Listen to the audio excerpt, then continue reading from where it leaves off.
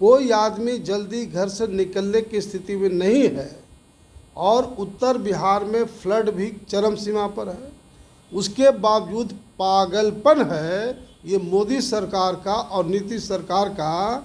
और नीतीश कुमार तो छटपटाहट में है कि अगर चुनाव समय पर नहीं हुआ तो नियमतः मुख्यमंत्री से हमको त्यागपत्र देना पड़ेगा, चूँकि टर्म पूरा हो रहा है। वो लगता है कि नीतीश कुमार की बपौती है बिहार में, जो वही मुख्यमंत्री रहेंगे। मैं डंक के चोट पर कहना चाहता हूँ कि नीतीश कुमार जितना भी तिकड़म कर ले, बिहार का मुख्यमंत्री इसको हम लोग बनने नहीं देंगे। सर, कोरोना को लेकर के आंकड़ों का खेल जो बिहार में हो रहा है, इस पे आप क्या कहें? आंकड़ों के बारे में सर जरा सा क्लियर कर। देखिए, मैं बराबर बोलते रहा हूँ, जो ही इन लोगों ने चुनाव कराने का मन बनाया, दिन ब दिन देखिएगा कि कोरोना कम हो रहा है, रोज़ कम हो रहा है, रोज़ कम हो रहा है। और कुछ दिन के बाद सुनिएगा कि कोरोना बिल्कुल बिहार से ख़त्म हो गया। ये इन लोग का जो गुंडागर्दी है बिहार की एक जनता समझ रही है। और उसका चुनाव के समय अक्सर आप देखिए कि जो बिहार की आम जनता है, मैं गांव में पैदा लिया हूँ, 7:30 का रेडियो न्यूज होता था और 2 घंटा गांव में दलान में बैठ के थॉरो डिस्कशन करते हैं लोग गांव में, कौन पार्टी क्या कर रहा है, कौन नेता क्या कर रहा है। इसलिए जनता का जो निर्णय होता है वह बिल्कुल सही निर्णय होता है और चौंकाने वाला निर्णय होता है। इसलिए ये सब गलतफहमी में जी रहे हैं। और जैसा मैंने कहा कि कितना भी तिकड़म सरकार कर ले, दोबारा अब नीतीश कुमार मुख्यमंत्री नहीं बन सकता। सर, एक आखिरी सवाल, यूडीए कितने सीटों पे आ रही है, चुनाव लड़ रही है? देखिए, यूनाइटेड डेमोक्रेटिक अलायंस बिल्कुल 243 सीटों पर चुनाव लड़ेगी और बिल्कुल अपने बलबूते पर सरकार बनाएगी। आप दिल्ली को देखिए, जहां लगातार कभी बीजेपी सत्ता में, कभी कांग्रेस सत्ता में, कभी बीजेपी सत्ता, कभी कांग्रेस सत्ता, लेकिन वहां दोनों सत्ता से वहां की आम जनता परेशान हो गई थी। और जो ही केजरीवाल के नेतृत्व में एक विकल्प आया, केजरीवाल और जसवंत सिन्हा का दोनों का इमेज बहुत क्लीन इमेज है, तो आम जनता क्लीन इमेज के लोगों को, स्वच्छ छवि के लोगों को पसंद करती है। और जैसा कि आप जानते हैं कि ये शिक्षा के क्षेत्र में बिहार सरकार की जो शिक्षा जो नीति है, बिहार में स्कूल कॉलेज में पढ़ने वाला बच्चा चपरासी से ज़्यादा नहीं बन सकता है। ये यहाँ की शिक्षा है। जो बिहार का मेडिकल, इंजीनियरिंग और टेक्निकल इंस्टीट्यूशन में पढ़ने वाले बच्चे हैं, वह बिहार से बाहर जाते हैं, जलील होते हैं, पिटाते हैं।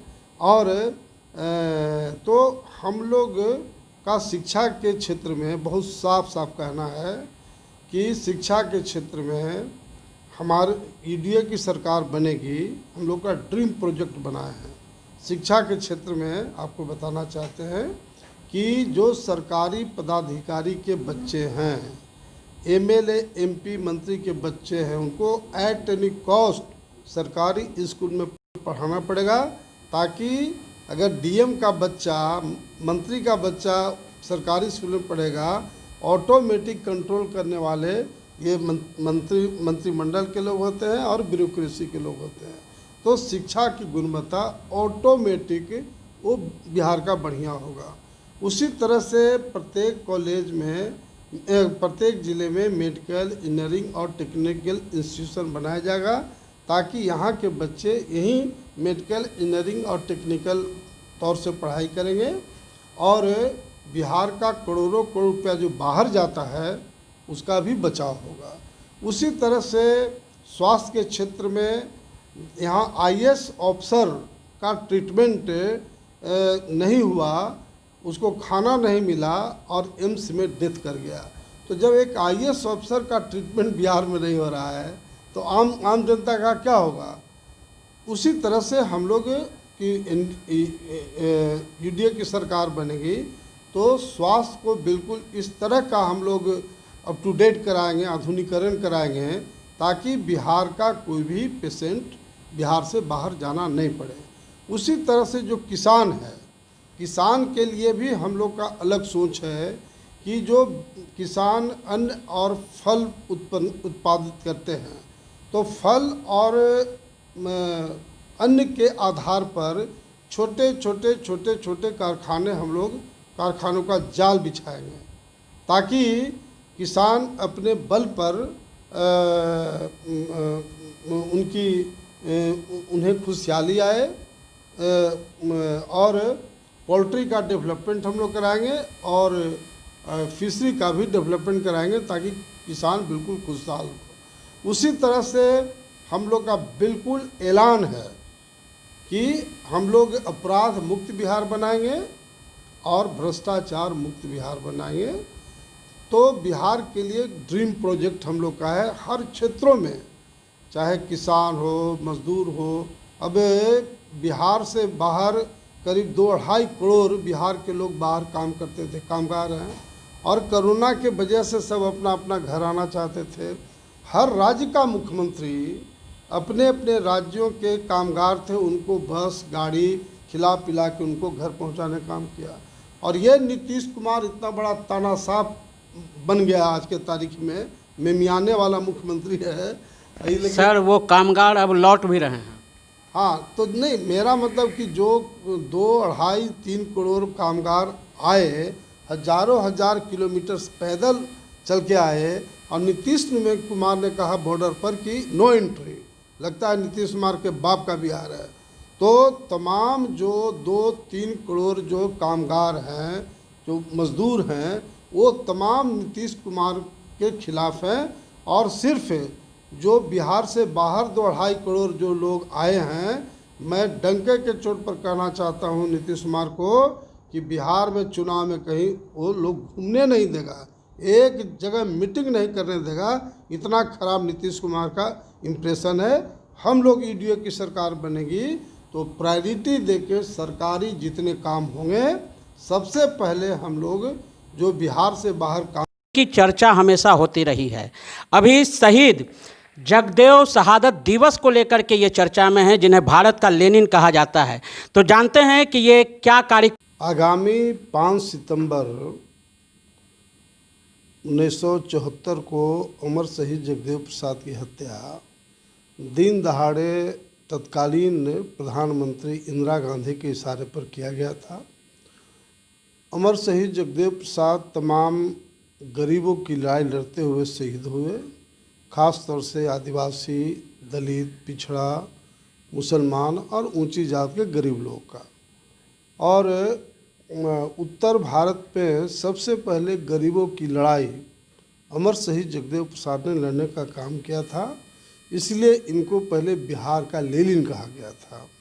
लेकिन अब उनकी ख्याति जिस तरह से ईसा मसीह की हत्या जिस दर्दनाक स्थिति से कराया गया था, उससे भी ज़्यादा इनकी हत्या सामंतों ने, जुल्मियों ने करने का काम किया था। इसलिए अब उन्हें भारत लेनिन के नाम से जाना जाता है।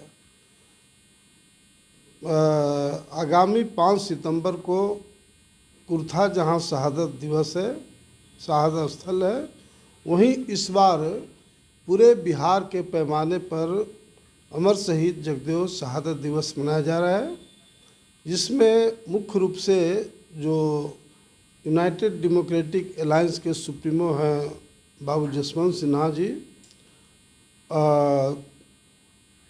रंजन यादव जी जो पूर्व सांसद हैं, जो देवेंद्र यादव जी जो पूर्व केंद्रीय मंत्री हैं, अरुण कुमार जी जहानाबाद से सांसद रहे हैं, श्रीमती रेणु कुमारी कुशवाहा जो पहले बिहार सरकार में मंत्री हैं, अशफाक रहमान जो जेडीआर के कन्वेनर हैं, नौशाद खां जो जनता पार्टी बिहार के प्रदेश अध्यक्ष हैं, ये संजीव सिंह जी और अन्य जो प्रमुख नेता हैं बिहार के, सभी वहाँ अपनी सहमति दे चुके हैं। और मैं कल से उसी कार्यक्रम की तैयारी में जा रहा हूँ। कुर्था डा बंगला में 11 बजे से कार्यक्रम है कल, और करपी दूसरा जो ब्लॉक है वहाँ 3 बजे SJP इंटरनेशनल स्कूल में तैयारी समिति की बैठक है। और मैं लगातार 2-3 दिन उस इलाके का पटना ज़िला, औरंगाबाद ज़िला, अरवल ज़िला का दौरा करूँगा। और इस बार एक तरह से बिहार की राजनीति 5 सितंबर को जो कार्यक्रम होगा उसमें बहुत कुछ बिहार की राजनीति का तस्वीर साफ होगा, क्योंकि बिहार में 15 साल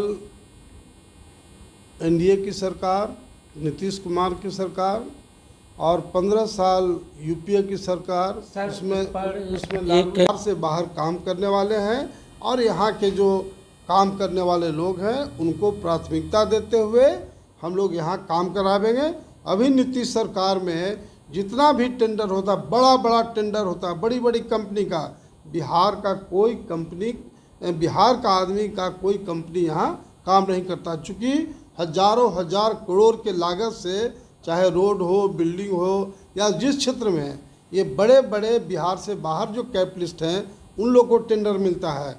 हम लोग बिल्कुल बिहार सरकार की जो नीति है उसको चेंज करेंगे और छोटे छोटे भाग में हम लोग 200 करोड़ 400 करोड़ का टेंडर निकलवाएंगे, ताकि बिहार का ही आदमी टेंडर ले और बिहार का जो काम करने वाले लोग हैं, जो ठेकेदार है, वो यहाँ काम करे, ताकि बिहार का पैसा बिहार में रहे। तो इस तरह से हम लोग बिहार को बेहतर बिहार बनाने में कामयाब हों। सर, today24.in पे बैठ के अपने UDA पार्टी के बारे में जो आपने बताया, या शहीद जगदेव शहादत दिवस के बारे में जो बताया, इसके लिए बहुत बहुत धन्यवाद सर, आप हमारे साथ रहे, बहुत बहुत धन्यवाद। तो आपने देखा कि किस तरह से आज हमारे पास में पूर्व केंद्रीय मंत्री नागमणि जी थे।